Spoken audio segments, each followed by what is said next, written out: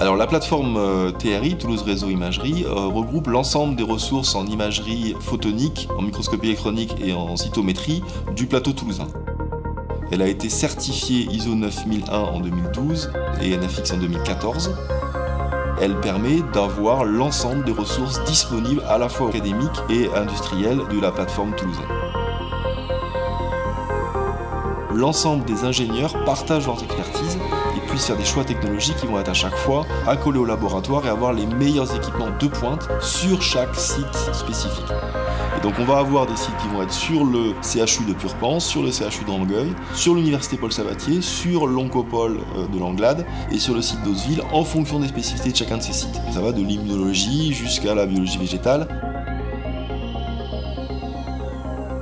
La microscopie électronique est capable d'identifier des molécules à l'échelle nanométrique. La microscopie de fluorescence regroupe un beaucoup plus grand champ d'échelle, puisqu'on va aller de la molécule isolée en microscopie de super résolution jusqu'à des organismes entiers. Et ensuite, on va avoir la cytométrie qui, elle, consiste à identifier les cellules et à les trier et identifier des populations cellulaires pertinentes pour les laboratoires et leurs utilisations à la fois en immunologie, en maladies infectieuses. Et donc c'est pour ça qu'on a différents métiers avec différents savoir-faire identifiés au sein du réseau.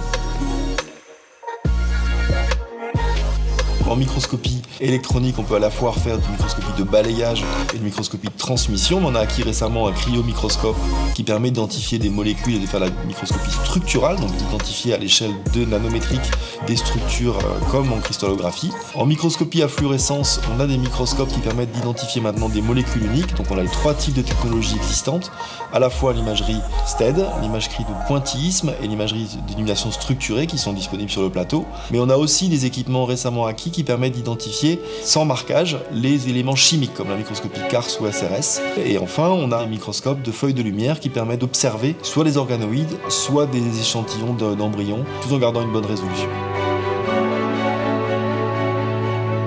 Je pense que le point d'entrée central, c'est le site web où tous les équipements sont listés, disponibles, accessibles et réservables pour les gens qui sont suffisamment autonomes. Mais chaque site peut elle aussi être une porte d'entrée pour chaque champ disciplinaire.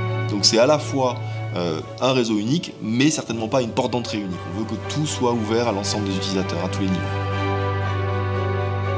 L'intérêt de ce réseau, c'est que vous allez avoir à chaque fois les bons interlocuteurs pour développer toutes les technologies disponibles sur le champ disciplinaire. Et peut-être apporter aussi des idées que vous n'aviez pas eues sur la définition du projet dès le départ, en sachant que les technologies émergentes sont connues seulement par les ingénieurs, en fait, qui sont vraiment les experts de chacun de ces métiers. En l'espace de 5 ans, un équipement devient complètement obsolète, et les technologies qui seront disponibles l'année prochaine sont absolument à avoir au cœur des laboratoires, et ça va être les ingénieurs qui vont être capables non seulement de mettre en œuvre ces équipements, mais de les rendre disponibles.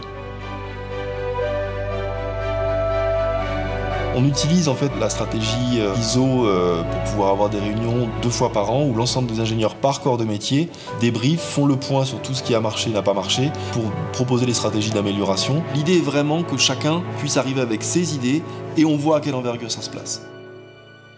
Observer, c'est connaître, mesurer, c'est comprendre. On a les équipements et les savoir-faire pour le faire avec vous, venez nous voir.